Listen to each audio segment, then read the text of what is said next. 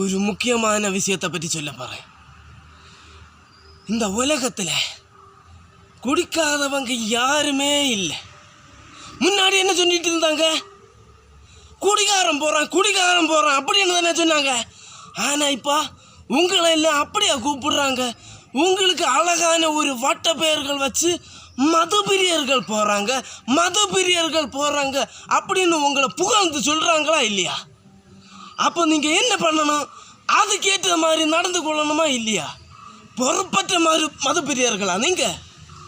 அப்படி இருக்கக்கூடாது. நீங்கள் என்ன பண்ணுதே தெரியுமா? நீங்கள் மதுவை எல்லாம் குடிச்சுண்டு குப்பையால் தூக்கி அங்கங்கே உடச்சுட்டு போகிறது. இது நீங்கள் அதில் வச்சா எங்களை போல தண்டிகள் கொஞ்சம் கழிஞ்சு அப்படியே வருவோம். எங்கெங்கேயும் குப்பை கிடக்கு அப்படின்னு சொல்லிட்டு பறக்குன்னு சொல்லிட்டு அந்த டைமில் நீங்கள் உடச்சி போட்டால் நாங்கள் சில நேரத்தில் வெறும் காலோட வருவோம். அப்போ காலில் குத்தி 3000 வரைக்காரம். அப்போ யாருக்கு கேடு? எங்களுக்கு உடம்பு போகுமா? நாங்கள் அதிலே கொண்டு ஆஸ்பத்திரி செலவுக்கு ஓடணும். அதனால மது பிரியர்களே கொஞ்சம் பொறுப்போடு நடந்து கொள்ளுங்கள்.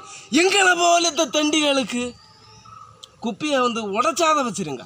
இப்போ ஒரு குப்பிக்கு இந்த ஒரு குப்பியை கொண்டு விற்றா 3 ரூபாய் 4 ரூபாய் கிட்டும். இதில் வேறு சில குப்பியெல்லாம் ஸ்டிக்கர் இருக்கும், 10 ரூபான்னு ஒட்டி இருக்கும்.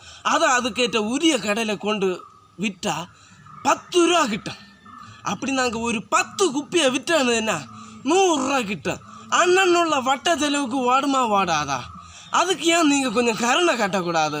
இப்படி இது கொஞ்சம் கொஞ்சமாக இதாச்சு தங்கி நாங்கள் தமிழகம் கேரளம் எல்லா இடத்துலையும் கொண்டு குப்பி பறக்க போவோம். அப்போ உங்களுக்கு மது பிரியர்கள்னு பேர் இருக்கிறது மாதிரி எங்களுக்கு குப்பி பறக்கும் வீரர்கள் அப்படின்னு ஒரு பேர் இருக்குமா இருக்காதா?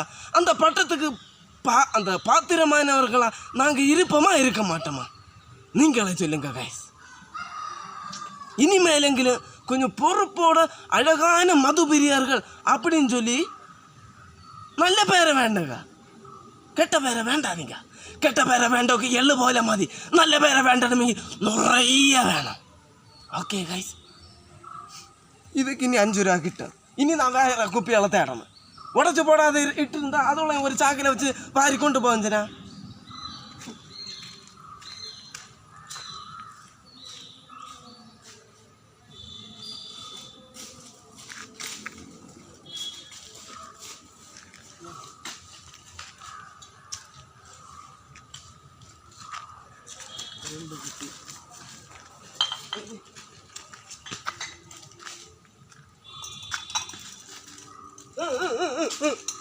கல்யாட்டி சாருனா எப்படி எம்படம் கட்டுச்சு உடச்சிட்டு இருக்காது சாமானங்க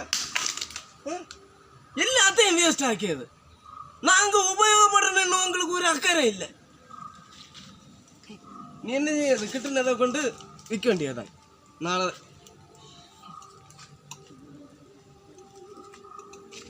மதி